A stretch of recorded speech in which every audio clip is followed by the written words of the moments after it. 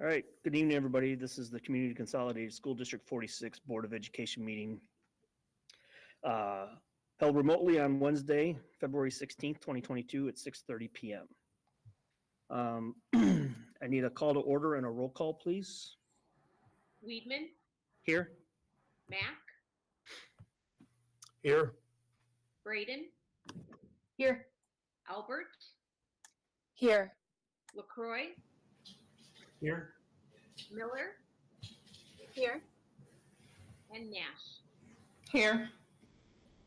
Okay, that gives us a quorum for tonight.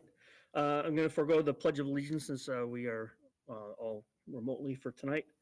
I'd like to get an approval for the agenda, but before we do that, I'd like to have permission from the board to amend the agenda to put public comments for tonight's board meeting after the superintendent's report, so we can leave it open a little bit longer for the public to make their statements or their concerns. So I need approval for the amended agenda, please. I'll move to make that motion if that's what you're looking for. Please. I'll second.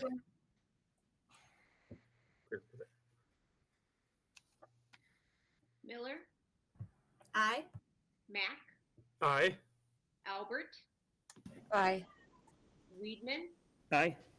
Braden, Aye. LaCroix, Aye. and Nash. Aye.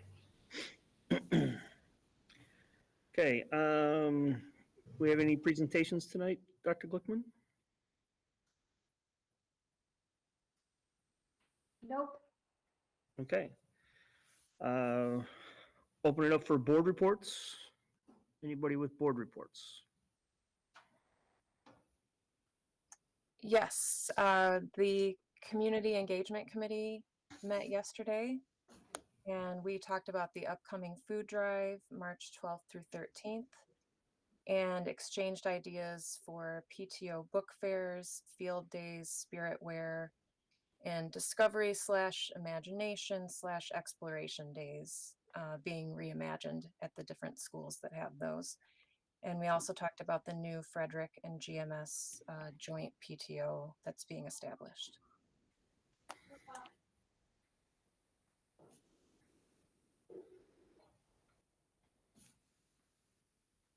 Okay. Anybody else have any other board reports they'd like to give? Okay. Next, we have the first section of public comments.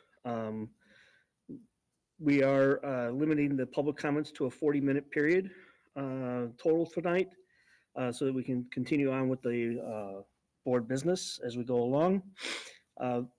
We will have staff alternate between reading the comments for the board to hear. If we reach 40 minutes in the first open public comment section, then there will not be a public comment section at the end, but all comments that are added into the board will be put into the meeting minutes for everybody to view and see. Sorry, you know what? I skipped something. Next will be the superintendent's report, and then we'll do the public comments. Sorry. All right, superintendent report is very brief, and actually the superintendent isn't the one sharing it. I'm going to first hand this over to Paul Lewis for a moment. He has something to share with you. But I don't see him. Mr. Lewis, are you still there? Yes, I'm having some computer issues. Are you able to hear me? We can. So I apologize for some computer issues at the moment. What I was sharing is that this Friday is our half-day Institute Day.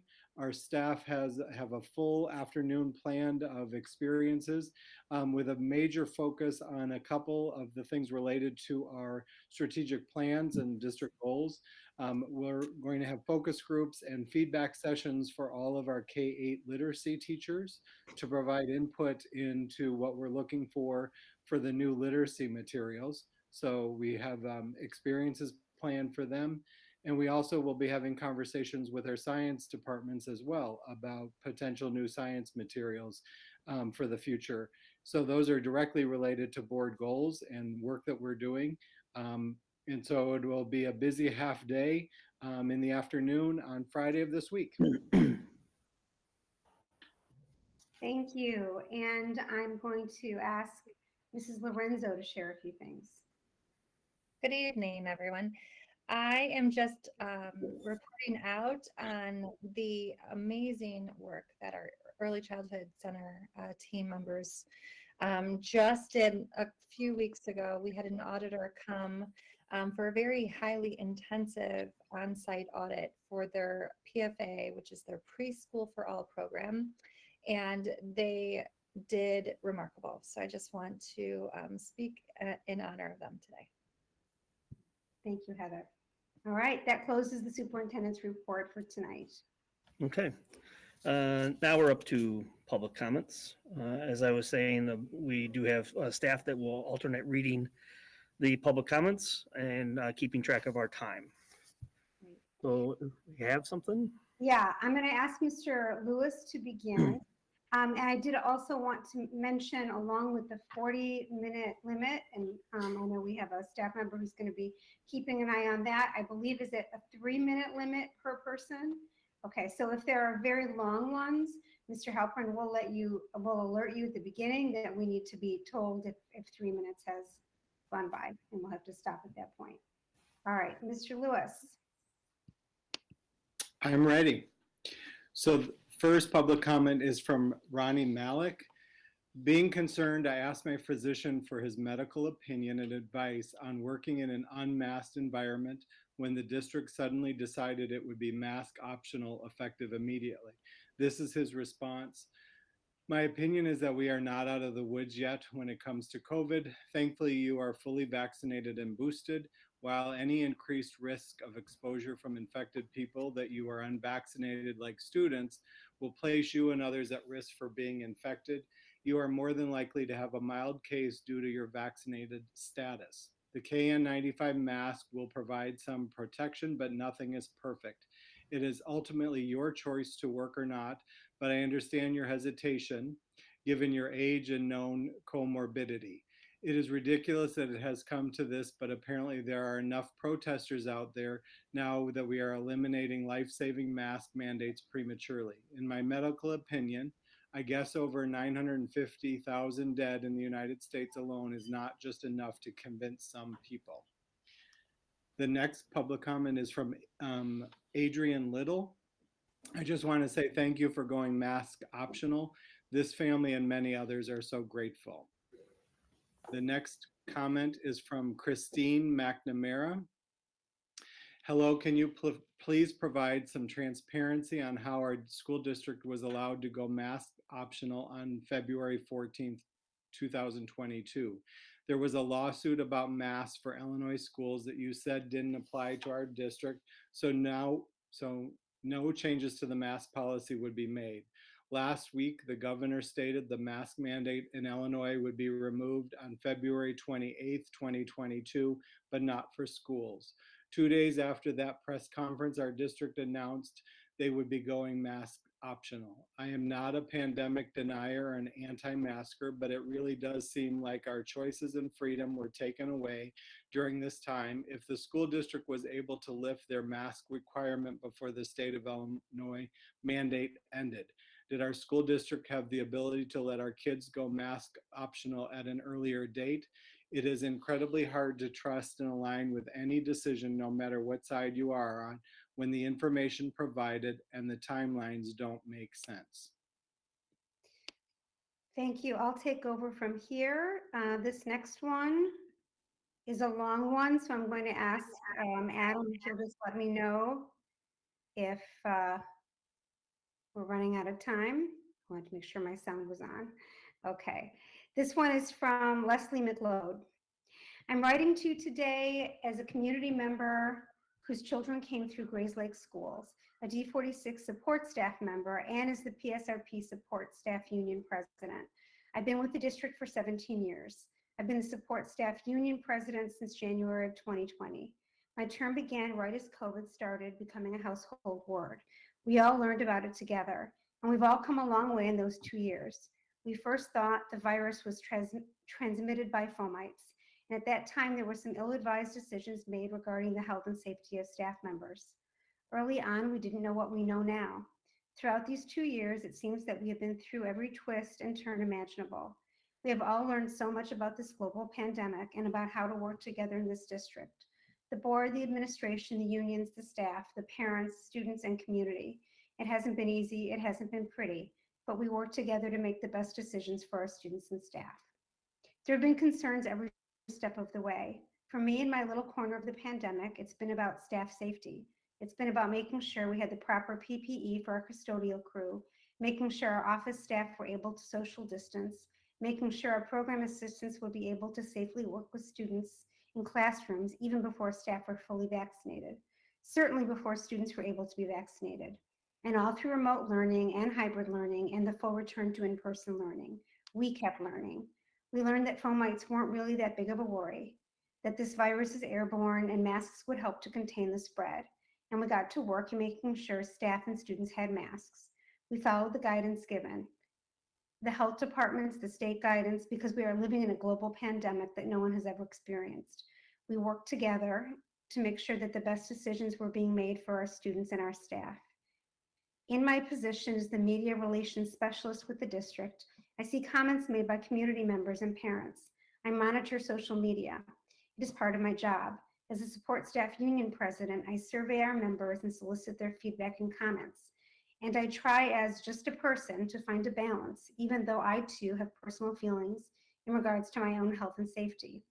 As I said, my children attended D46 schools before they moved on to Grays Lake Central High School. CCSD 46 is like family to me. Comments I've seen and heard in the past few weeks have been very hard to reconcile. The unions are vilified by local parents, as are the admin and board. And while staff members are overwhelmingly concerned about the current situation with masking and removing mitigations, some are okay with it. Right now, it seems none of us can make the correct decisions for anyone. The thing we've relied on all along was the health data.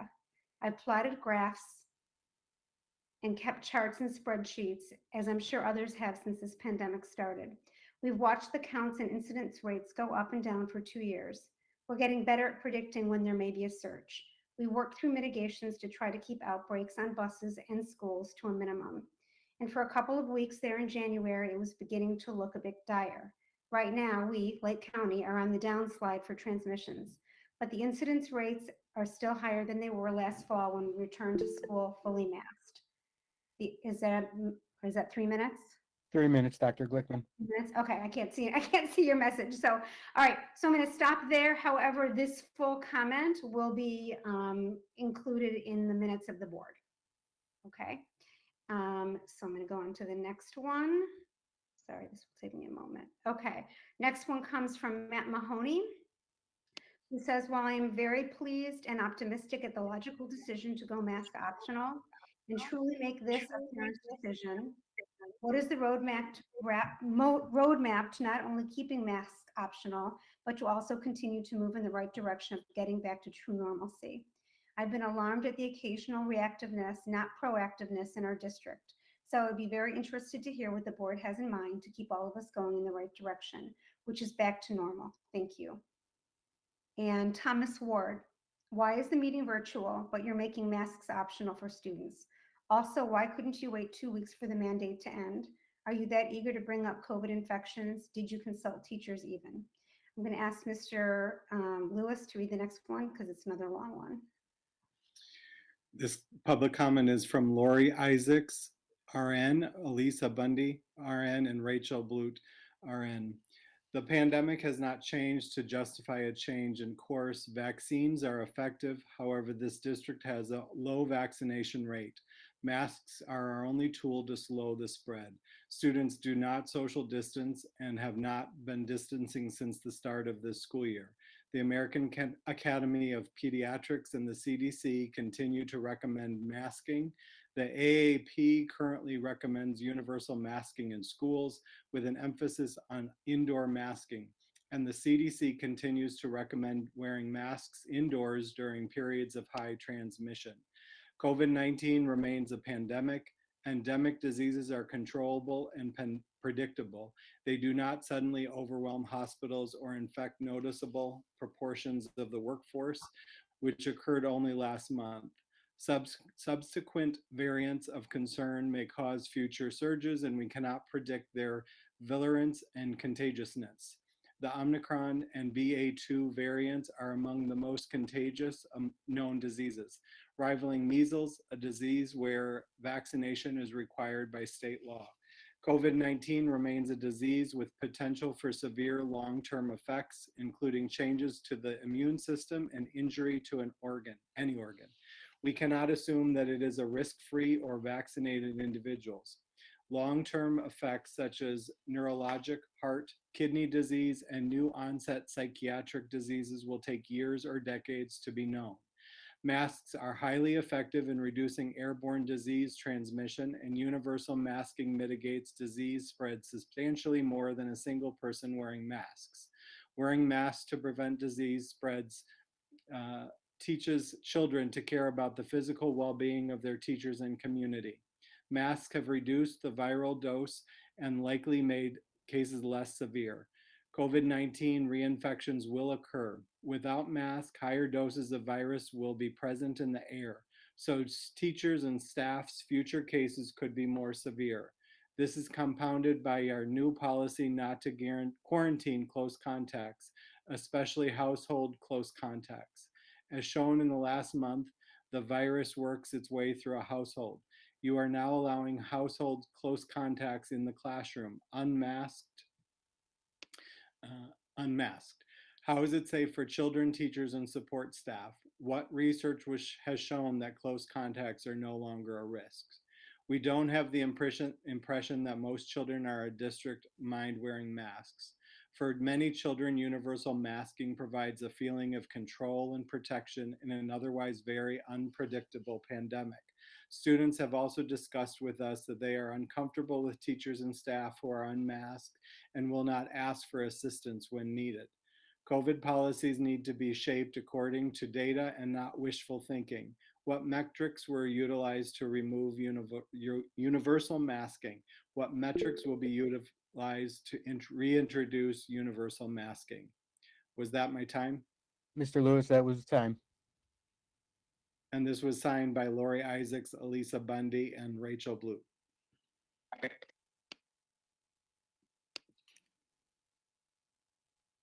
The next one is from Cheryl Wentz. Thank you for giving families a choice on whether or not to mask their students in schools. This provides equitable learning opportunities to students who struggle to focus with their faces covered. And Paul, is that the last one for It now? is. Okay, so we'll stop public comment here, but there is another public comment section at the end of the meeting, so we'll keep it open. And if there are more comments, then we'll be able to read some more at the end of the meeting.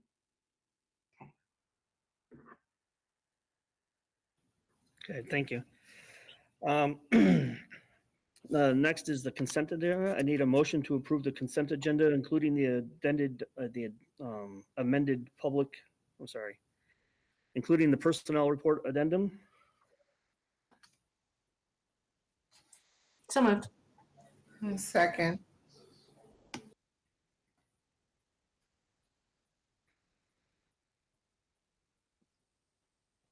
Braden, Aye. Nash, Aye. LaCroy, Aye. Albert, Aye. Miller, Aye. Mack, Aye. and Weedman. Aye. Okay, next we are up to action items. The first one is a motion to approve a resolution regarding COVID-19 mitigation and implementations. What I would like is for Dr. Glickman and her staff to give her report on this prior to any motions.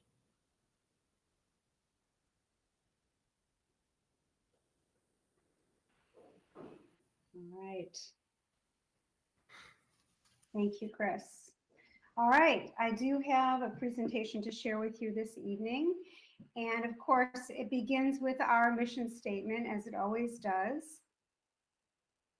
Empowering learners, creating equity, cultivating community, which is always our focus and absolutely what we are trying to do at this time. We'll move forward. So tonight I'm going to speak with you about the actual mitigation changes in our plan, but also the considerations that our school district went through to get to these changes. As you know, the mitigation changes are in two areas, masking and school exclusion. And I'm just going to share both of these with you at the top, and then we'll go into the considerations. So at this time, masking is highly encouraged, but not required, except for in a few different circumstances.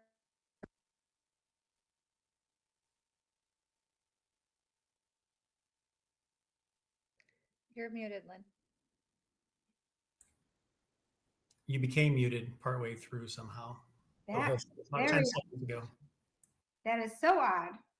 Okay, I've moved my little arrow away from the mute button. Anyone want to give me a hint as to what the last thing you heard was? Did you hear me talking about masking at all? I feel as it was as you changed to this slide. Okay. Right. We'll just start this slide again. All right. So we have two mitigation changes in our plan. One that's all surrounding masking, and the other is about close contacts. So I'm going to go back. Masking is highly encouraged, but not required, except for in the following circumstances. As per federal guidelines, students must be masked on the bus. We know that. Individuals who display symptoms of COVID-19 during the school day must be masked while being assessed by health staff and/or being picked up from school by guardians. In the event that it is determined in consultation with our health department that targeted mask implementation is necessary to address a COVID-19 outbreak, masking would come back, at least for a group. And then individuals who test positive for COVID-19 and are required to isolate for at least 5 days must be masked on days 6 to 10 if they return to school on those days. Regarding close contacts, sorry, I'm having a little bit of a computer problem. There we go. Regarding close contacts, they will not be excluded from school unless they become symptomatic. All right, we're going to go ahead and take a look at the considerations. And a brief overview is that we're talking about the direction our state is going in. We're going to talk a bit about metrics. We'll talk about being one community, and finally, our refocus on learning. But we'll go ahead and get started with the direction of the state. So, as you've all been hearing about for several weeks now, there is a lot going on in our state regarding masking, and all indications have been that this is the direction our state is going. You know that several weeks ago, there was the ruling in Sangamon County, and that ruling is now at the appellate court. In the meantime, last week, Governor Pritzker announced that it's expected that universal. It happened again, Lynn. You went mute again. As Governor Pritzker is where you left off. Right, that's correct. A very odd situation to be in. I don't know what's happening. All right, well, Jason, I'm going to ask that you be the person who keeps telling me if I get muted. How does that sound? I'm going to sit on my hands perhaps, but I don't know. All right, last week, Governor Pritzker announced that it is expected that universal masking everywhere but schools will end at the end of this month. He's also been quoted as saying that schools are not far behind. Meanwhile, all across the state, school districts are grappling with how to keep individuals masked. And here is case in point. Yesterday, emergency rules expired and were not renewed by the Joint Committee on Administrative Rules, the JCAR. So I'm going to pause there and hope I don't get muted. The JCAR is a bipartisan legislative oversight committee of the General Assembly, and it's comprised of members of both the State House and the Senate, and tasked with reviewing proposed administrative rules from state agencies and officials. So late yesterday, the JCAR voted against extending IDPH emergency rules regarding masking in schools, school exclusion, staff vaccine, and testing requirements. And therefore, the only legal authority requiring masking and school exclusion comes under Governor Pritzker's executive order. And that order is what is currently the subject of litigation that is pending before the appellate court.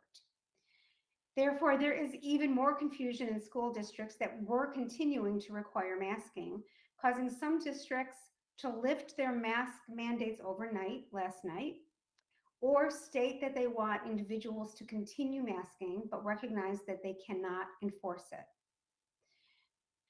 Everything seems to be moving in this direction. Now let's talk a bit about metrics. Regrettably, neither the IDPH or the Lake County Health Department are able to give us a clear metric that signals to schools when it is time to lift the mask mandate. As recently as this morning, I was at a meeting with Mark Pfister, the executive director of the Lake County Health Department, and he spoke about this, explaining that many of the metrics that were used in the past are no longer meaningful because situations in every community are so different. And because with the availability of home tests, there is no clear picture of incidence rates in the communities. He said that the best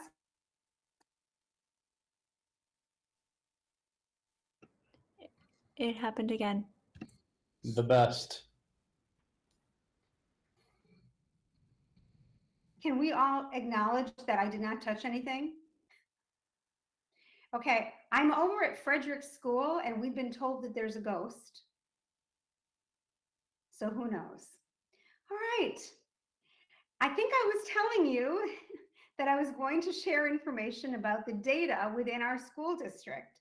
And so I'm going to do that. Mr. Vipon, can you please give us the first slide about that data? Thank you. So within our own school district, you can see that we have definitely had a plunge regarding positive cases and percentages. Back in the beginning, the week of January 7th, so our first week back after the school district, after winter break, we had 357 cases of COVID between students and staff. That was 103 a few weeks later. Last week, which is our most recent week of data, it was down to 57, only 1.4% of the staff and students in our school district. Let's look at another slide. This is data regarding days and students who are remote on any given day. So we had first pulled some data in early January after we came back. This was the second week in January. We had 293 students on remote learning, 8.2% of our students on January 11th. Today, it was down to 22 students. One more slide of this, thank you. And this one's about staff. So right when we came back from winter break, we were at 80 or 90 staff members absent with lots of unfilled positions, 37 one day, 44 another day, 32 another. Today, we were down to 22 staff absences, one unfilled position. That's really strong data about the health of our community. Next slide, please. All right, so with great trepidation, I am going to touch my computer and hope it goes okay. All right, here we go. All right, so I want to talk about us being one community. There's the decision that District 127 made. I know we are all aware that in the middle of last week, our high school partner district decided that they were lifting the mask mandate for students for their own reasons that were very carefully considered. The idea that students in one district. You're muted. Mute. The idea that students in one district. Thank you, Tamika. Wow. And now we've got like sentence markers. It's a great team. All right. The idea that students in one district must mask and students in another district in the same community do not have to mask is something that's been very confusing for some of our families and a concern that was shared often. That fact can't be ignored. As you know, this has been a very divisive matter. Masking has been a very divisive matter for our community.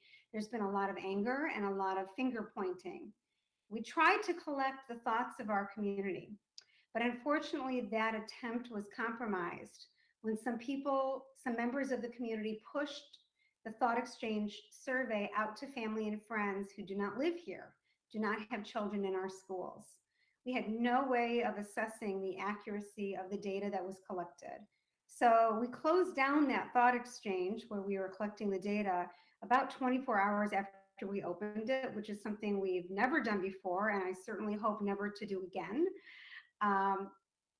We've been asked to display that data. So even though it closed so quickly, I'm going to go ahead and share that data because it's been asked for, but please understand that we are not viewing this data as being meaningful, as again, the integrity of the survey was compromised. But we'll take a look at it. So the open-ended question that we asked was, what are your current thoughts about masking for students and staff? And there were comments on that. You can see that we had 1,554 participants in this thought exchange. That is significantly higher than any other thought exchange we've ever done. Now, admittedly, this was a very, very engaged topic. People have a lot to say about this topic. But again, we don't know how far and wide this link for the thought exchange went outside of our community. But let's go ahead and see the final survey question. There was one question that was a specific survey, which is, which selection best describes your current preference on masking? And you can see that 49% of the people who responded said that they would like students and staff to have the option of coming to school unmasked now. And the other 51% were divided among the three other options that were related to extending the mask mandate for some time. So that's the data that was collected, but Mute. Muted. So that was the data that was collected. that was the data that was collected, but again, not strongly considered in the decision-making as we moved forward. All right. Please give me a moment because I'm having a different kind of computer problem with my mouse. Maybe this is a whole mouse problem today that the ghost at Frederick schools, or Frederick offices are bringing to us. All right. Well, we'll talk about the refocusing on learning. That was really the intent. We met many members of our work community, spoke with members in other work communities, other school districts, where people had already gone to a mask strongly recommended, strongly encouraged environment. And what we heard over and over again is that after concern, initial concern, really things calmed down in those school districts and people were able to refocus on learning. And that is what we are seeing over these last 3 days. We, well, the entire administrative team, central office administrators were able to be in our schools the last 3 days, spent a lot of time in our schools. And we've been in very close contact with our principals who are regularly kind of reporting how things are going. And what we are seeing and hearing is that things are really pretty calm. Students are focused on learning and they're focused on being with their friends. They are not significantly focused on the topic of masking, which is something that we were really looking for. Now, we tried to do some work at the front end to help with that.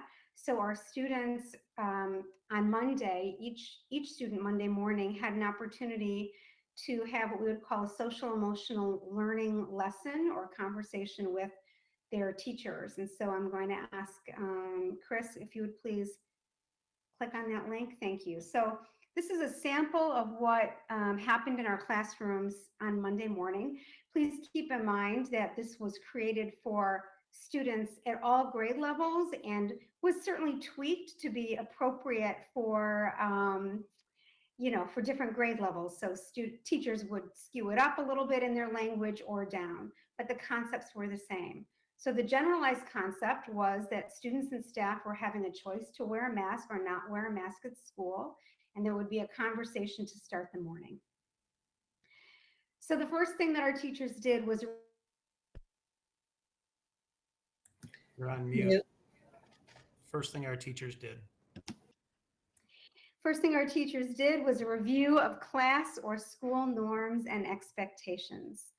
I'm sure you won't be surprised to know that in every class, in every school, those norms and expectations certainly include topics like being respectful of each other and being kind to each other. And that was really the focus of what our teachers were speaking with our children about. We asked, what does it mean to respect each other and different perspectives or opinions? And you can see we have a note right here in this slide for our K-1 teachers that the concept is be kind, right? We're not talking about different perspectives with our kindergartners necessarily, but we're talking about being kind. We talked about the fact that this might feel like a big change for some students, and who can we talk to if we're feeling uncomfortable? Teachers, of course, offered themselves, but also talked about how there are school social workers and psychologists and principals and assistant principals and deans in our schools that children could talk with. And all of those people have been very present in our schools throughout the week. Likewise, who can we talk to if we don't like how someone is treating us? And of course, it's the same people. And then finally, we talk with kids about if someone asks you why you're wearing a mask or why you're not wearing a mask, what can you say? And we gave them some sample things to say. And again, these would be skewed up or down depending on the grade level to help kids out. But the concept was you could say, this is what I choose, or this is what my family chose. You don't even have to answer. And we ended that with a generalized expectation, which I'm just going to read to you unless I get muted.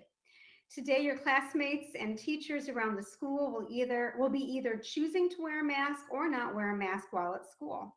Your decision to wear a mask or not wear a mask is a personal and family decision.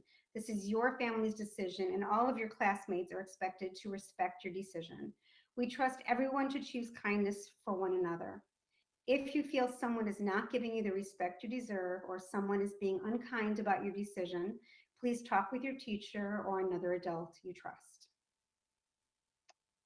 So this brings us back to those changed mitigation strategies. Those mitigation changes, which is that masking is highly encouraged but not required except for a few circumstances. And we talked about those at the beginning of this. I saw it happen that time. And that close contacts will not be excluded from school unless they become symptomatic. And with that, I will hand this over to the board for discussion.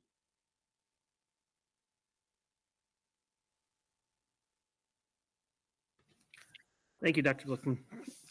I know many on our board have prepared statements or would like to make some comments. So what I'd like to do is I'm going to start off with my comments for tonight, and then I'll just go around the room as I see you on my screen to give every board member a chance to speak.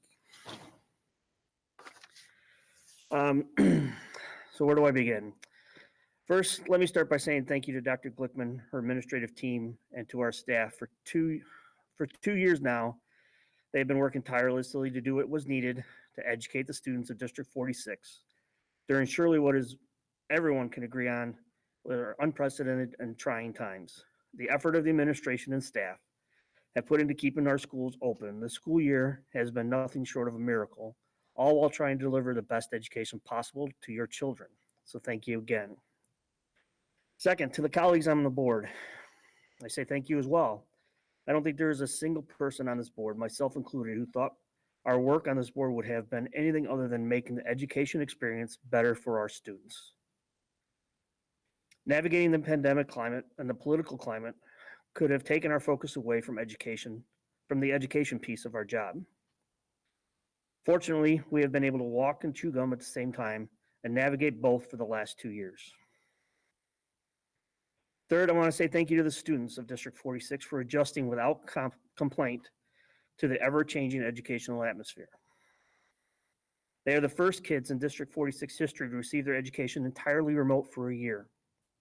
The first to be required to wear a mask at school, the first to be subject to learning loss due to circumstances well beyond their control. All without a complaint, all doing what is needed to come to school and to get an education. Was remote learning perfect? No. As you heard me many times say how badly my son struggled with remote learning, I am not an advocate of going back to it. But it was necessary, and thank goodness for the forward-thinking board at the time who supported the move to one-to-one technology nearly a year prior to the pandemic hitting. Without the technology, remote learning would have been impossible. Fourth, to the parents, thank you, who for the last 2+ years have expressed their concerns, their support, and their frustrations with this board. It's not easy to sit here and listen to the emotions of the parents when they are fighting for what they believe is right for their child. Some get angry, some show sadness, and some simply say thank you for our work. This topic tonight is a very divisive topic. It's been divisive due to politics in our nation. This board is trying to balance individual freedoms and the ever-changing legal matters handed down by the courts, student and staff safety, and even as early as, or as recently as last night, political decisions made way above our pay grade. 1/3 of the people will like this decision. 1/3 of people will be indifferent to it. 1/3 of people will hate it. The 7 of us on this board are in no win situation. So as we continue to navigate this crappy situation, please be patient, understanding, and listen with an open mind to our discussions as we continue to move our district forward for the children. With that, I would like to move on to Dr. Mack.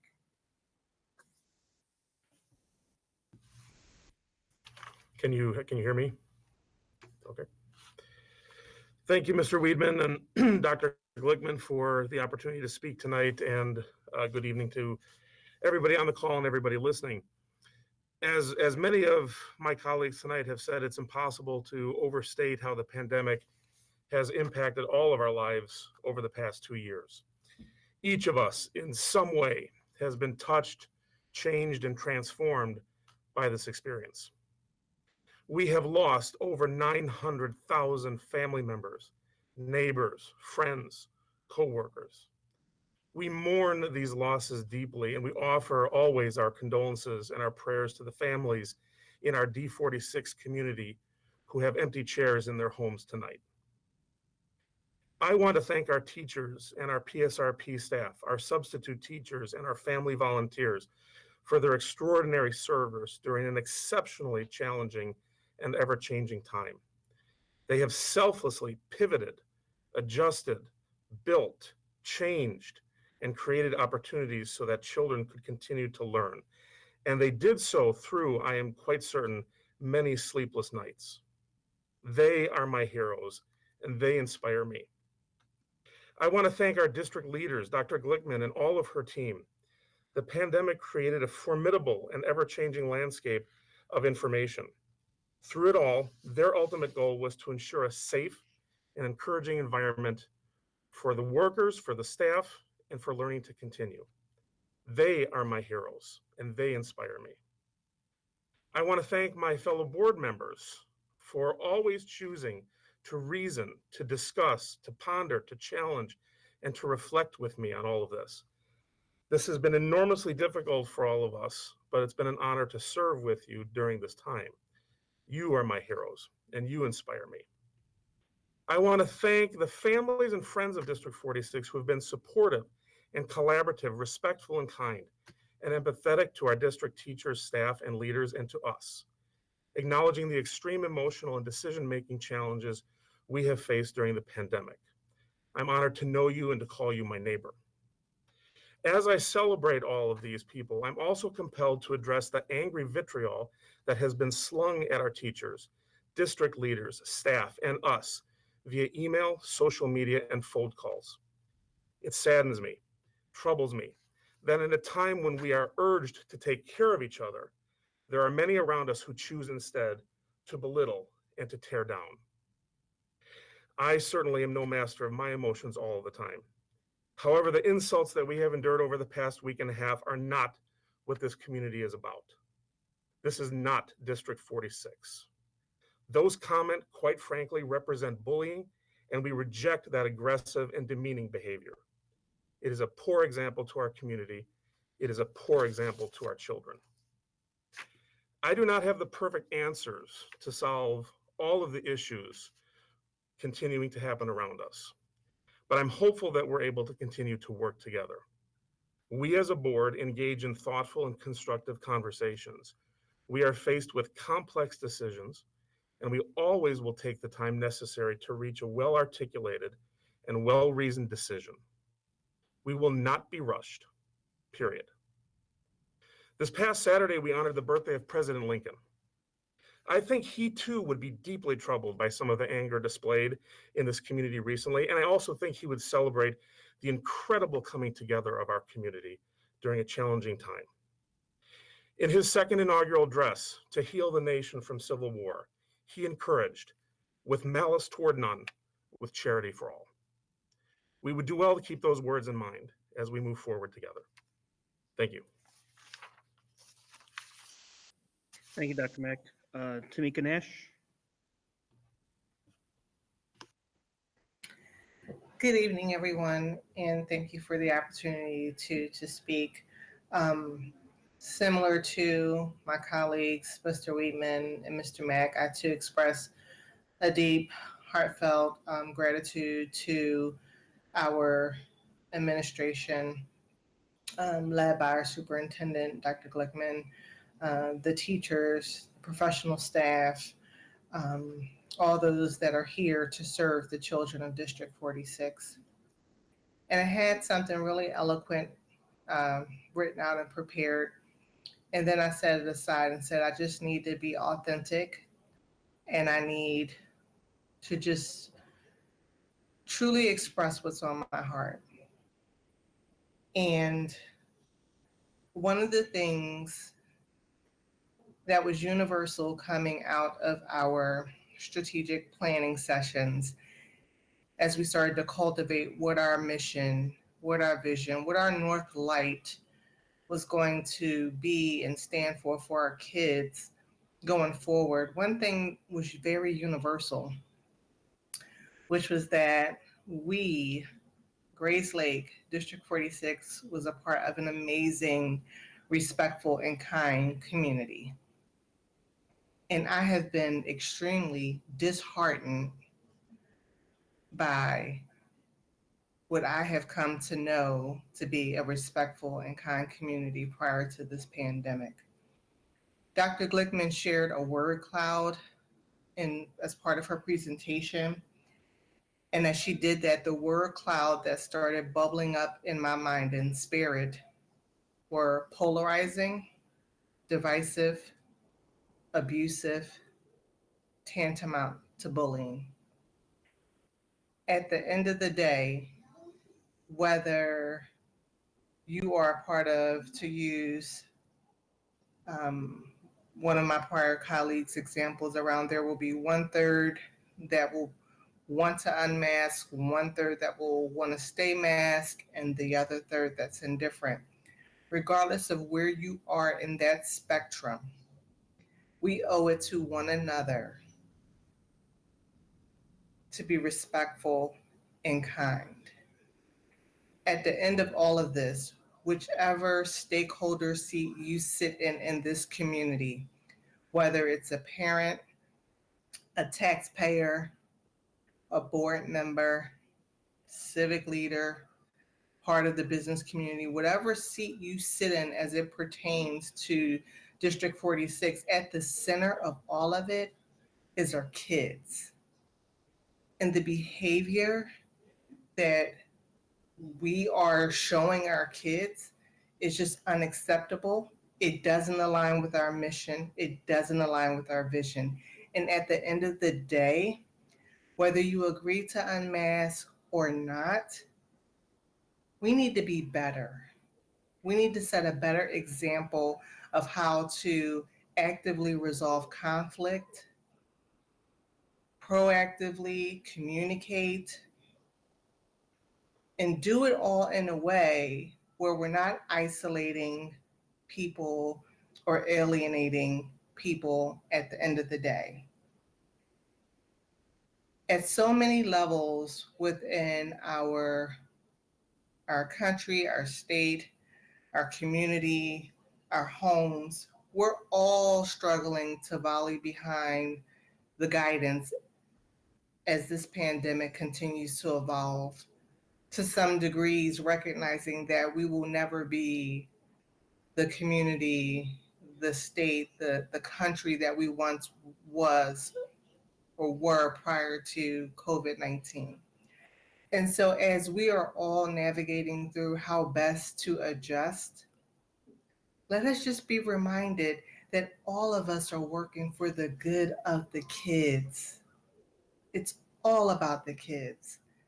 And we can disagree as to how best to go forward, but can we at least be respectful around the table as we're engaging in conversations, because we all are trying to do our very best for our children while trying to strike a balance between personal freedom and liberty and giving optionality to families that are dealing with folks that have comorbidity issues in their home, children with chronic diseases. I've been very transparent about my own children's personal chronic conditions that put them at higher risk. So it doesn't fall lightly on me to decide to move away from masks. But I also need to be cognizant of the other part of our community that is looking for optionality, recognizing that there have been some unfortunate and unintended consequences that have harmed their children as a result of being masked. And so at the end of the day, I just call all of us to just remain focused on what we're all here to do, which is serve the children of District 46. And let us be reminded to be kind and respectful and set the standard for excellence in how we resolve conflict and communicate with one another for our children. Thank you. Thank you, Ms. Nash. Christy Miller.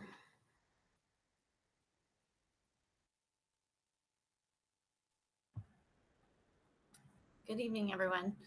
I'm not sure that I can add a whole lot more with as much eloquence as my fellow board members have, so I'll try to be short.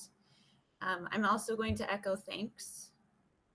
As we've been working through the legal implications for this decision regarding masking, the health and safety of our students and staff, we've talked about the metrics, we've talked about the learning environment in our schools in each of the 7, and each is slightly different. We've also talked about our own family situations.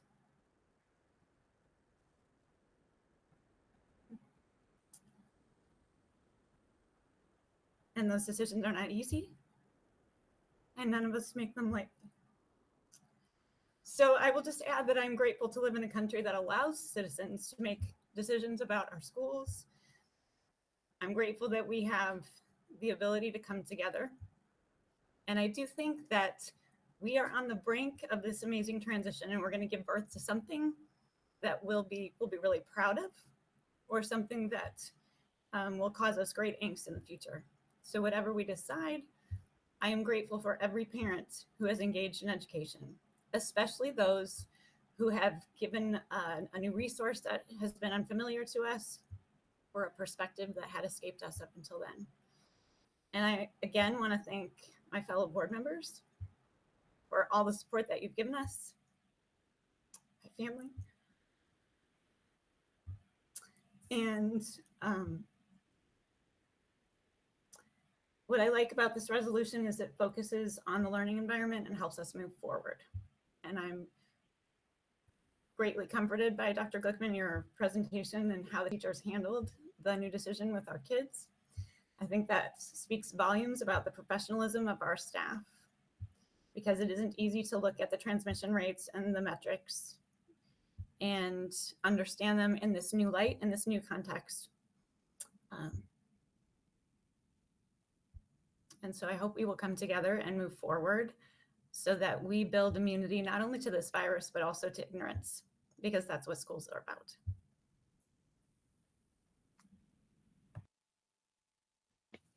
Thank you, Ms. Miller. Christy Braden. Thanks, Mr. Weedman. As I was thinking about this decision over the weekend and what I wanted to say this evening, the board on Sunday received a letter from a D46 family that articulated how I'm feeling more than any words I ever could have written. So I'm going to share that letter with you in a moment. But first, I wanted to state very clearly that this decision was not informed or swayed in any way by misinformation and pseudoscience. We are still in a global pandemic. Masks work, vaccines work, mitigations work. Unfortunately, we've been put in an unwinnable situation where even the courts of law seem to ultimately fail us, and where parents are interrupting learning in the business of school in ways that certainly do not put our children first. So what are we left with to ensure we make it through this pandemic safely? Only community. We're left only with care and concern for each other. And in that spirit, I will read this letter from one family in our own D46 community. To our community, we have all endured many hardships throughout the pandemic. I have lost 5 people that I love to COVID. These individuals were mothers, fathers, grandmothers, grandfathers, aunts, uncles, best friends, and members of the community, 3 of whom were fully vaccinated and boosted. One of my dearest friends was only 48 when he passed 2 weeks ago. 3 of these individuals died during the Omicron wave. 1 of these individuals died before vaccines were available. It is difficult to find the words to console the families who have suffered such loss. I simply let them know how their lives mattered deeply to me, that I love them, I'm praying for them, and that I am here in their time of need. I am certain we all have people in our lives we care about, we love, and we want to protect. We all need to understand that people in our community may be more vulnerable than ourselves. That to show appreciation of their lives, we must work together to ensure that this community is a safe place to live. It is such a small gesture to get vaccinated, boosted, wear a mask, social distance when necessary, and strive to protect people through each wave of the pandemic, and yet we are making it so hard. No one should have to tell others to wear a mask, to get vaccinated, to wash your hands, to support our community. These are personal choices that you should want to make each and every day. Make those choices because you love our community and want to preserve the lives within it. Make those choices to show the people you love that their lives matter. Make those choices to lead by positive example and demonstrate to our children care and compassion. Stop protesting human decency. It is disrespectful to our community who has suffered so much already. I say this out of remembrance of Carol Bozak, Richard Darren, Dolores Maytash, Stephen Baldridge, and Eric Webster. I have been vaccinated, boosted, and wear a mask out of respect for the community, love for my family, and those we have lost. Each wave that we choose to extend the pandemic is another wave of lives lost. We certainly have a choice. Let's unite our community and do the right things to preserve life. There is no statistical number of acceptable lives lost. Every new case extends the pandemic and increases the risk to those we love.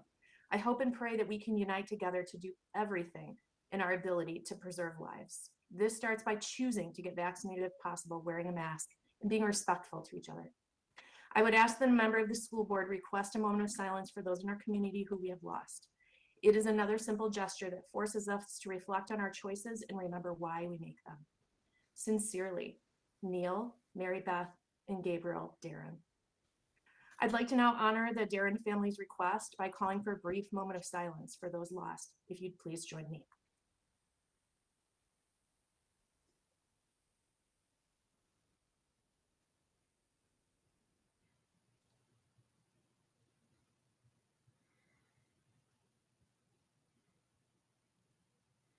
Thank you. Thank you. Jessica Albert?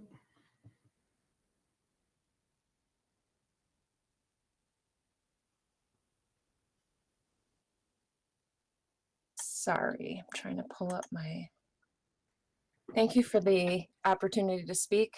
Good evening, parents, guardians, and community members. You didn't get to elect me. I was interviewed and appointed last October to serve on the school board. Please note the word serve. We are volunteering our time and energy to serve in this role, and we're human beings with jobs and families just like all of you. Being brand new, one of the first things I learned about was email. If we are all in a group email, only one person can reply at a time and they cannot hit reply all.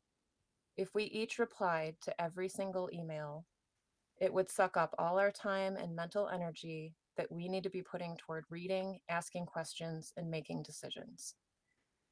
If you sent emails and perceived a lack of response, please keep that in mind. Please also bear in mind that we needed to have one clear district message for such a highly emotional topic. You can imagine the havoc that would be caused in our community by people receiving mixed messages from 7 different board members. Now, since I was appointed and not elected by you, I'm going to tell you a little bit about myself and the way I come to decisions and the way that I have found all of the board members and staff to be making decisions this way too, very thoughtful and reflective. I am a reader and a thinker. I did read every one of your emails and did read many thought exchange statements. We all did and do. I also spent even more time reading many long articles with guidance and thoughts on masking, but not just masking.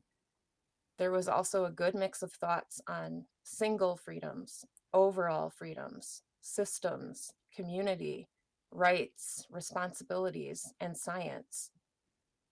Articles that referenced peer-reviewed science about the costs and benefits of continuing to mask young children, the costs of isolation, etc.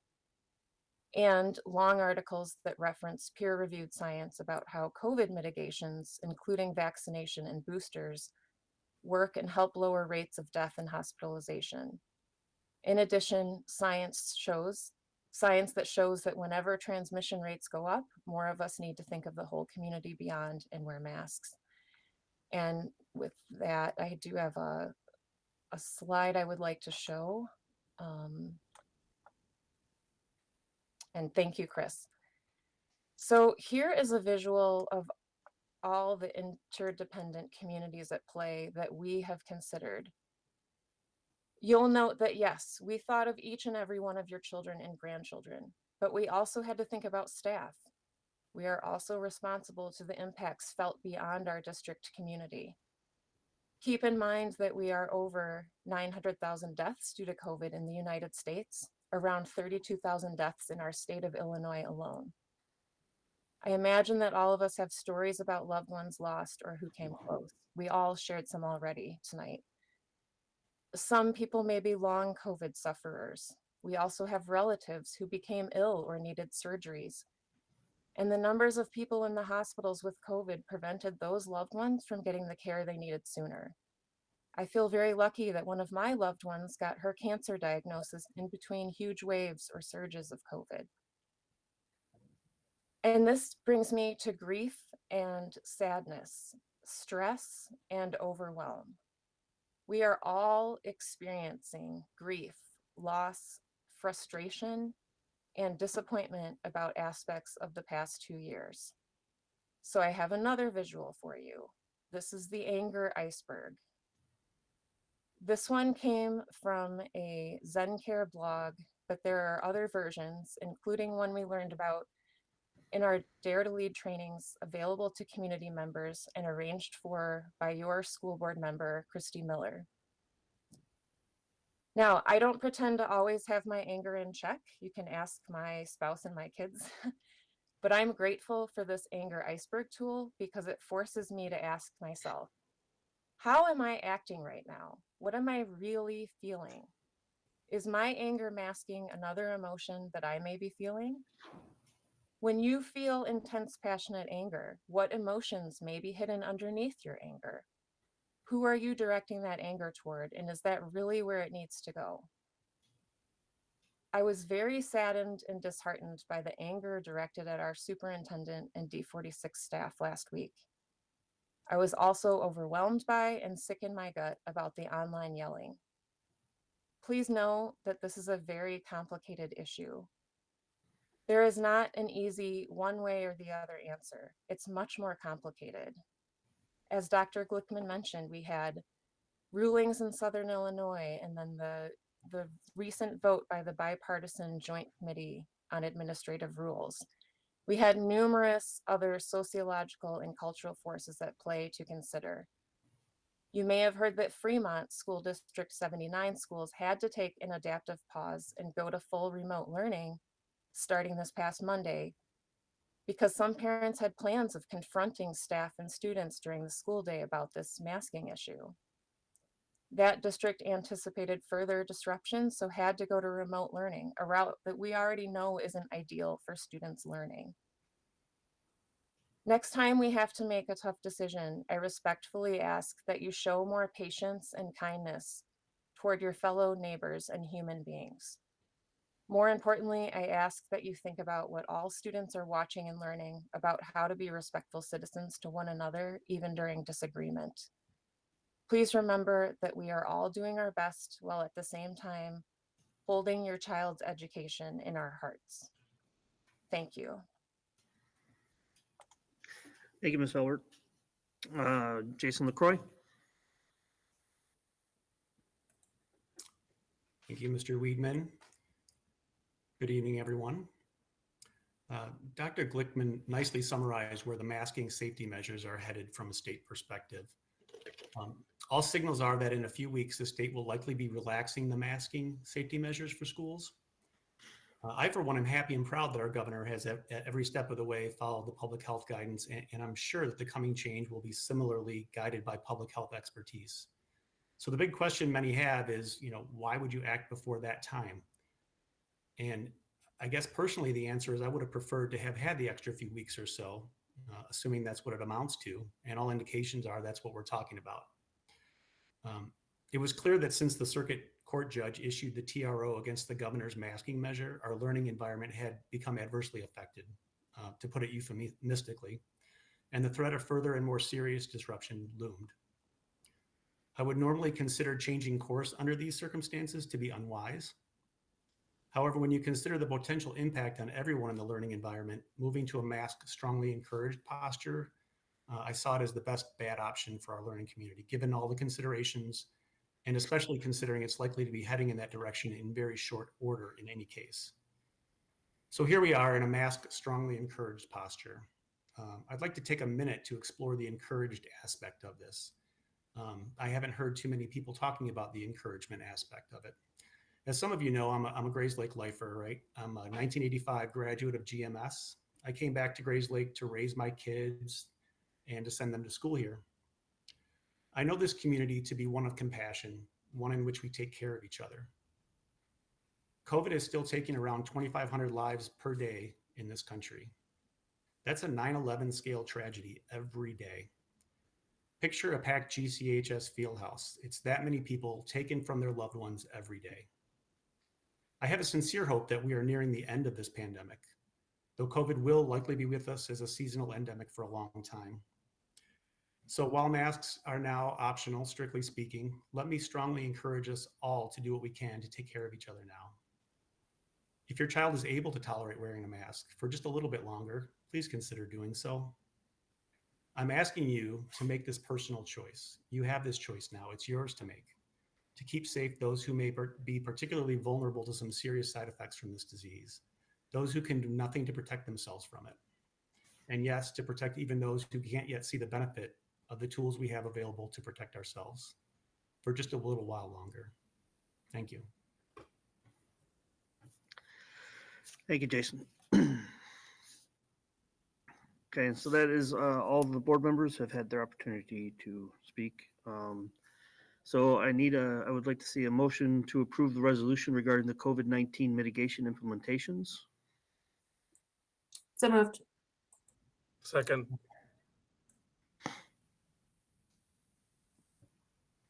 Weedman, Aye. Miller, Aye. Mac, Aye. Nash, Aye. Braden, Aye. LaCroy, Aye. and Albert. Aye. Okay, thank you. Next item on the agenda for action items is a motion to approve a donation of $3,000 for Woodview School. So moved.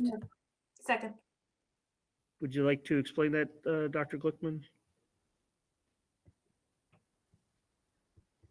I can address that. Okay, perfect. So we've received a donation of $3,000 from a family whose grandchildren attend Woodview School. They've asked that the funds be specifically allocated as $150 to each of the 19 classrooms in the library. Board Policy 8:80 states that the Board of Education approves gifts greater than $500. The administration recommends the Board of Education accept the gift as it is compatible with the board's educational objectives and policies.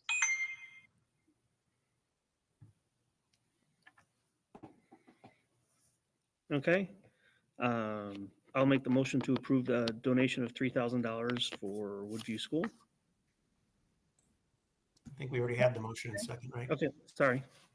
Yep, we're good with that. Yep. Okay. Albert, Aye. Mac, Aye. Braden, Aye. LaCroy, Heck, aye. Thank you. Miller, Aye. Nash, Aye. and Weedman. Aye. Next is a motion to approve the purchase of BenQ interactive flat panels, mobile carts, and cables from Camcor Inc., Burlington, North Carolina, not to exceed $790,000. So moved. I'll second.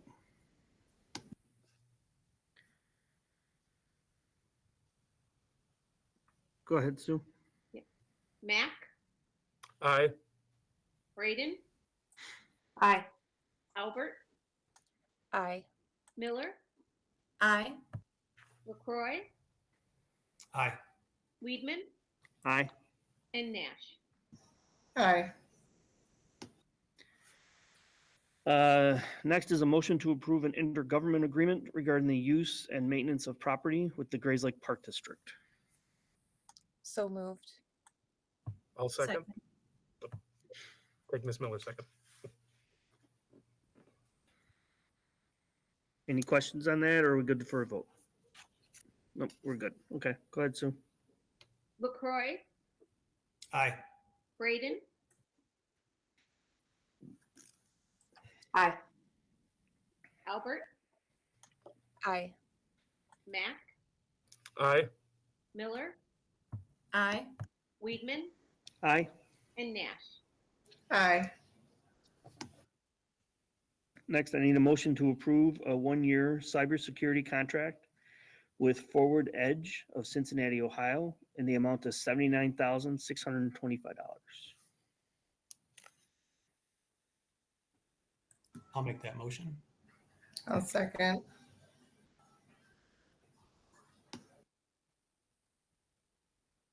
Okay, Sue. Miller, Aye. Nash, Aye. Albert, Aye. Braden, Aye. Mac, Aye. Weedman, Aye. and LaCroy. Aye.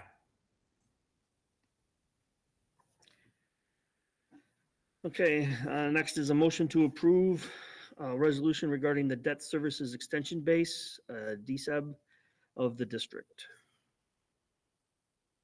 I'll make that motion. That's fine. I'll second it then.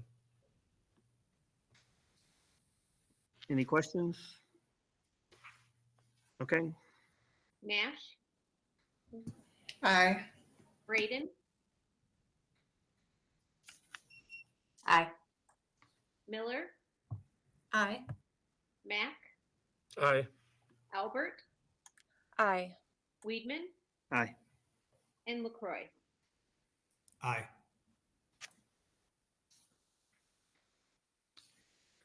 Okay, next is a motion to approve a resolution providing for the issue of not to exceed $9.1 million general obligation limited tax school bonds, Series 2022A, for the purpose of increasing the working cash fund, providing for the levy of a direct annual tax to pay, the principal and interest of said bonds, and authorization of the execution of the bond purchase agreement with Raymond James and Associates in connection with the proposed sale of said bonds.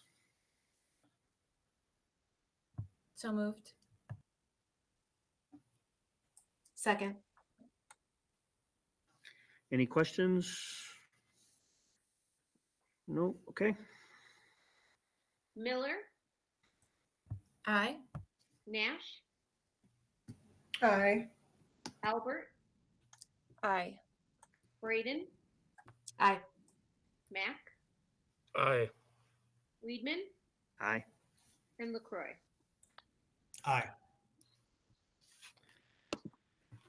Okay, finally, I have a motion to approve a resolution providing for the issuance of not to exceed $1.525 million taxable general obligation refunding school bonds, Series 2022B, for the purposes of refunding certain outstanding bonds, authorizing and directing the execution of an escrow agreement, providing for the levy of a direct annual tax sufficient to pay the principal interest on said bonds, and authorizing the execution of the bond purchase agreement with Raymond and James and Associates in connection with the proposed sale of said bonds. I'll make that motion. Second. Second. Any questions? No? Okay. Nash, Aye. Braden, Aye. Miller, Aye. Mac, Aye. Albert, Aye. Weedman, Aye. and LaCroy. Aye. Okay, I believe I've got all the action items. Next is unfinished business, which there is none. Then we go down to new business. First item and the only item on new business is draft of proposed 2022-23 school calendar, waiving legal holidays as required under Public Act 096-0640. Veterans Day, November 11th, President Lincoln's birthday, February 13th, and Casimir Pulaski's birthday, March 7th, in order to hold school. And I assume, Dr. Glickman, your staff will talk? Yeah, Paul Lewis is going to share some information. Thank you, everyone. So tonight's the night we'd like to present the first showing of the calendar for the 22-23 school year. We work, the administrative team works collaboratively with our unions to work this out. And we went back and forth on a couple different issues, but we're here to present this calendar tonight with hopefully an approval at our next meeting on March 9th. So one of the important things that we always get asked is that this is closely aligned to the high school district calendar. So very similar start dates, some winter breaks and spring breaks. We always want to make sure that we're as close as possible for that. One of the changes in this calendar is regarding the week of Thanksgiving, with 1.5 days of student attendance during that week, with parent-teacher conferences also. So Monday, a full day with conferences into the evening, and then half day on Tuesday with conferences the rest of the half day into the evening. So that's a little bit of a change. I'm just highlighting that as a difference to the current calendar that we're living with right now. We did look at all those holidays. We've added institute days.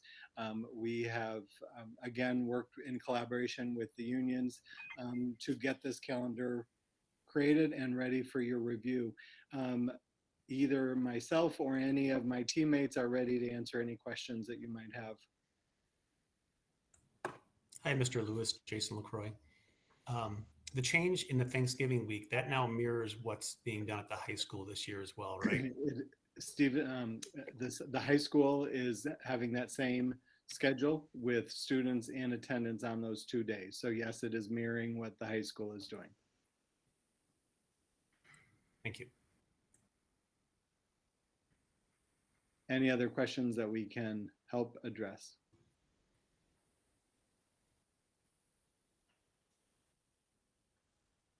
If there are none, we will be requesting it to be back on the agenda at our next meeting.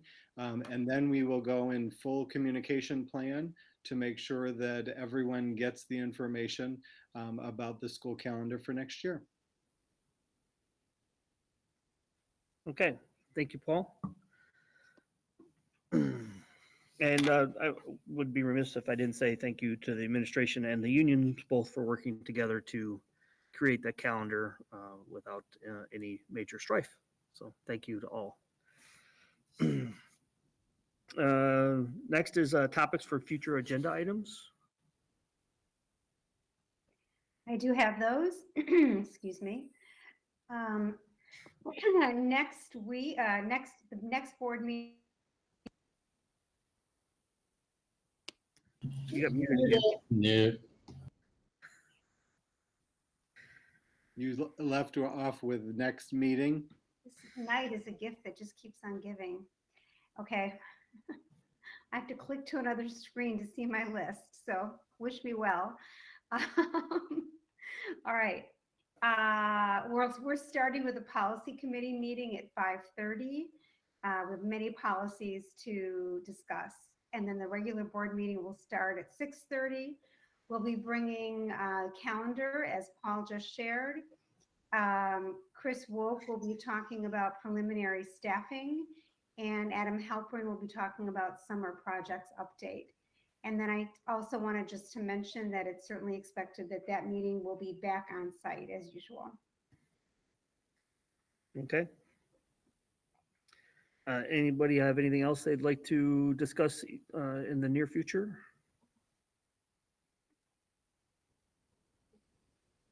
Okay. Next, we are up to the second round of public comments. So I'm going to hand that off to my colleagues in a moment, but just a few things first. Mr. Weidman, one of the public comments is a request from a community member to have the resolution read out loud. And I know sometimes we do read resolutions aloud. Is that something that a board member wants to do this evening?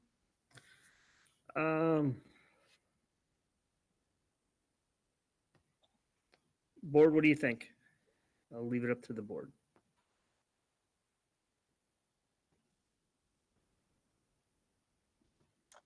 I think it makes sense to read it out loud to be transparent. I'm fine with it. Okay. I think that's a good idea. Same. Yep. Let me try and pull it up here. Someone other than me, please.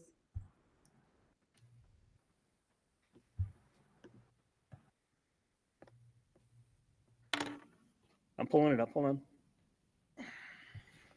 Now I got to zoom it in for my bad eyes. Give me a There second. was a lot of whereases in the resolutions. I'm wondering if we should screen share it. Just might make it easier for whoever's listening to read it also. Just a thought. Well, that'd be good if I knew how to screen share it. Do you want one of us to try to screen share? I Sure. might be able to. Yeah, I might be able to. Let me see. I Or can get it anybody up. else can do, yeah. It'll be pretty small print. I'm not sure people will be able to read it. So maybe if somebody reads it. It will be, part of the minutes, so anyone will be able to go in and look at it. Right. But it'll be hard to read on the screen. So I'll start reading. Whereas in August 2021, in response to the COVID-19 pandemic, Community Consolidated School District 46, or District 46, implemented its in-person learning plan for the 2021-22 school year, setting forth the COVID-19 mitigations to be implemented for students, staff members, and visitors. And whereas the governor of the state of Illinois, the Illinois Department of Public Health, known as IDPH, the Illinois State Board of Education, known as ISBE, and numerous other school districts are named as defendants in various lawsuits pending in the 7th Judicial Circuit out of Saginaw County, Illinois, known as the lawsuits, challenge the authority of defendants named therein to require students to wear masks and to exclude students from schools if they are close contacts to COVID-19 positive case. And whereas District 46 is not named as a defendant in the lawsuits, and whereas the circuit judge issued a temporary restraining order, or TRO, in the lawsuits against the governor, the IDPH, and ISBE, restraining enforcement of his executive orders and emergency rules requiring masking, wearing, and exclusion of close contacts in schools. And now, therefore, pursuant to the authority set forth in sections 10-20, 10-20.5, and 20-24 of the Illinois School Code, 105 ILCS 510-20, 10-20.5, and 24-24, be resolved by the Board of Education of the Community Consolidated School District 46 of Lake County, Illinois, as follows. Recitals set forth in the preamble above are hereby incorporated as if fully set forth herein.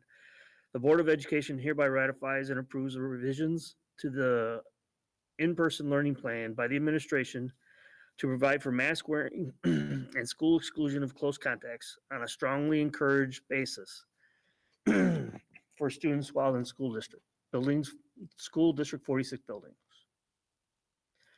Students must still wear masks, or students must wear masks while riding on the school bus or other district provided transportation in accordance with federally imposed requirements. The school district and all students will comply with all COVID-19 mitigation requirements imposed by IESA, athletic extracurricular conference officials, or competition host sites. In the event of future orders are issued by a court of competent jurisdiction which restores the authority of the governor, the IDPH, or ISBE to require implementation of COVID-19 mitigations, the superintendent is authorized to reinstate any such COVID-19 mitigations in compliance with such requirements. The superintendent is further authorized to take all actions necessary to comply with any future court orders or legal precedents which are binding to District 46. The superintendent is authorized to make and implement any additional amendments to the in-person learning plan determined to be necessary to address changes in public health conditions in the schools of District 46. The superintendent is directed to keep the Board of Education informed of such amendments. All administration action taken pursuant to this resolution shall be indemnified pursuant to 105 ICS 5/10, 5/10-20.20. This resolution supersedes all board policies and resolutions in conflict herein. This resolution shall be in full force and effect immediately upon its passage. Dated today, February 16th, 2022. And then it has for us all to sign. So that is the resolution. Thank you, Mr. Weedman. And I did want to just mention that our in-person learning plan has been updated, and an updated version, both in English and Spanish, will be available on our website as of tomorrow morning. So including all of the new details that we discussed. All right, so back to public comment. We do have a few public comments. I would like not to be the person reading them based on what's happening with my computer. Here's what I'd like to suggest. Chris Woke, if you would read the first few short ones, that would be outstanding. And then Mr. Lewis can finish them up. Before we start that, just two things. First of all, Adam, do you know about how much time do we have left in public comment? 28 minutes. So it's plenty of time for what we have in there, no problem.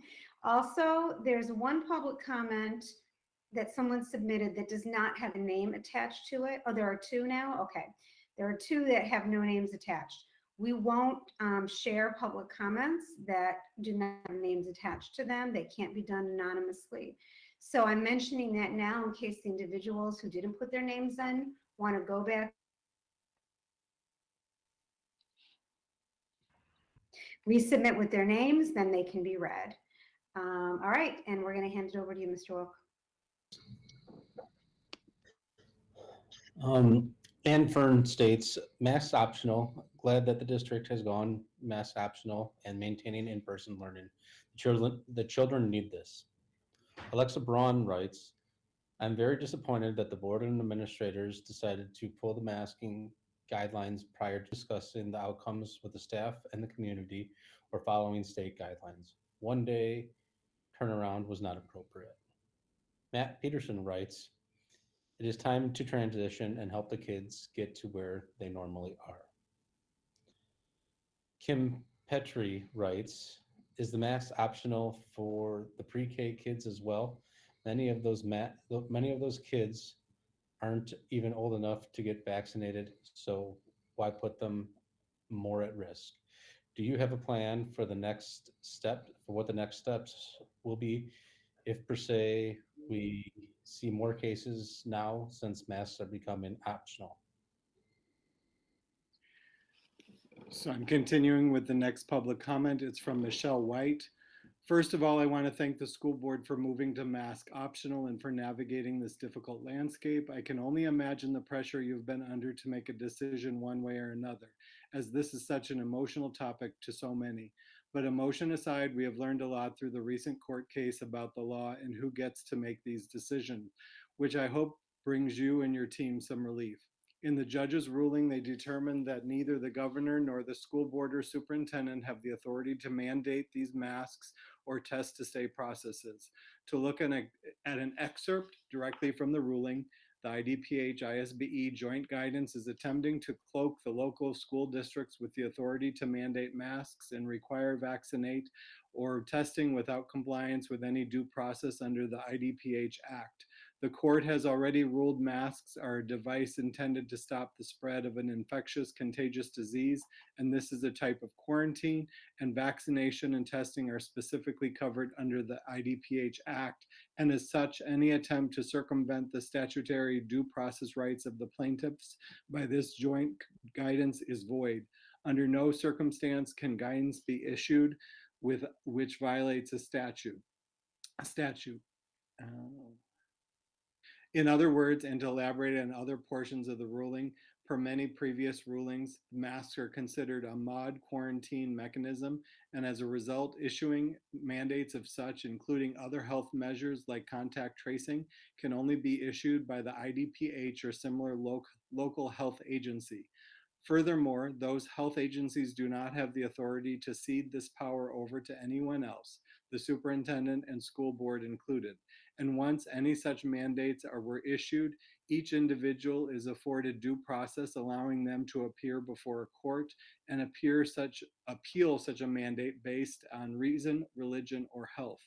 As a result, whether the TRO is applicable only to plaintiff districts and or to whether or not a class action was applied is irrelevant as those issuing these mask mandates never had legal standing to implement them to begin with. There is no question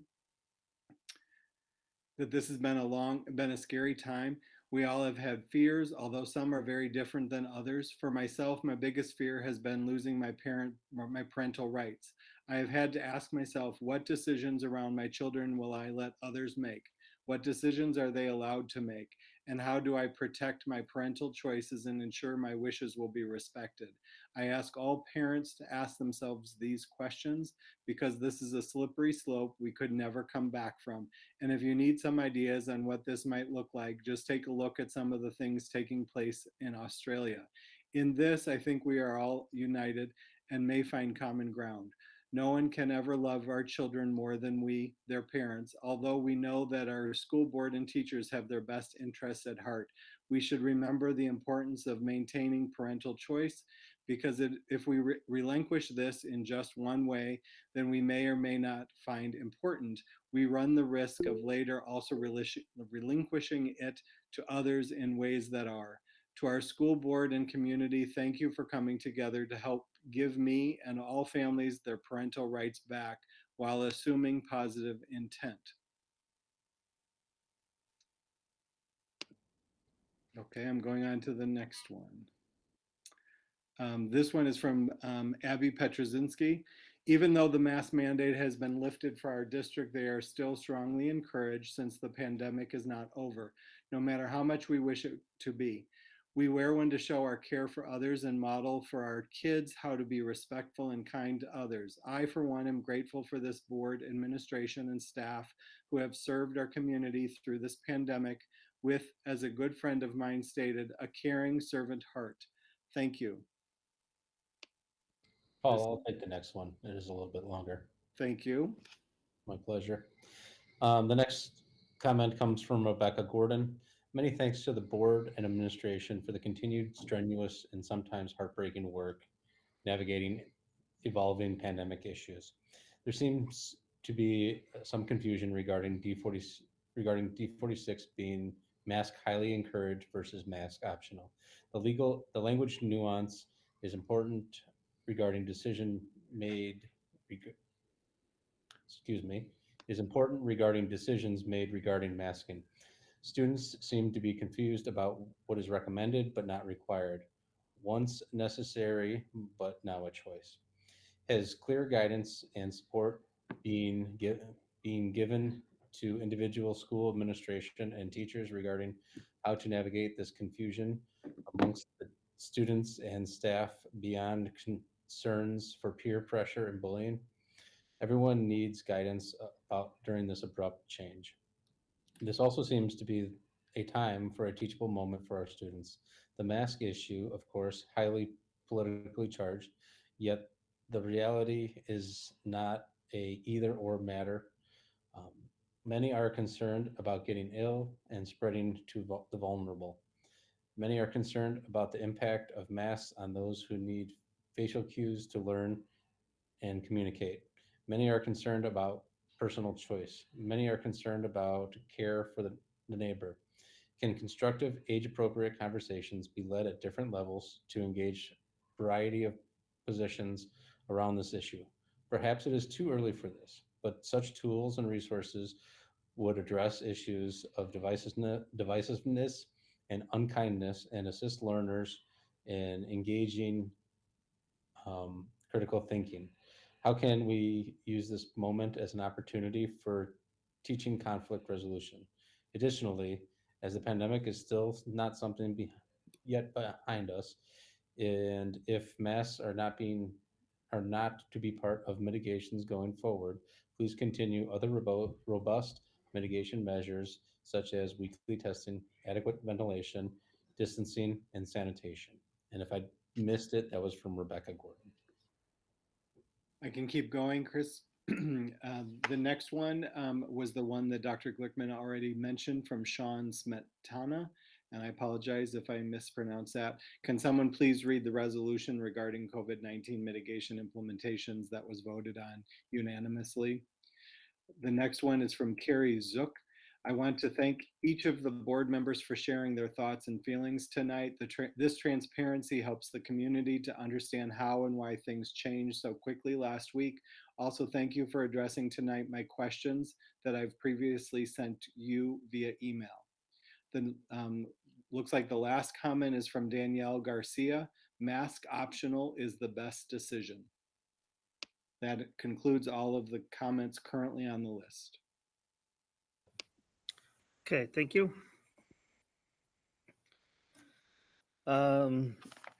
Next, we do have a need for a closed session. So I will make a motion to go into closed session. This is for student safety and performance and student disciplinary cases. Can you clarify, we won't be coming back out into open session, right? That is correct. Sorry. Thank you, Jason, for reminding me. We expect no action to come out of the closed session. So when we come out, we will just be adjourning the meeting. I'll second that motion.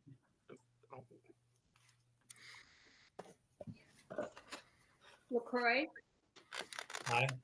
Nash, Aye. Miller, Aye. Mac, Aye. Albert, Aye. Weedman, Aye. and Braden. Aye. Okay, thank you, everybody, for your work tonight, and as always, for your work during the off weeks. So I will see you in a couple weeks, or 5 minutes in the other room. Thank you.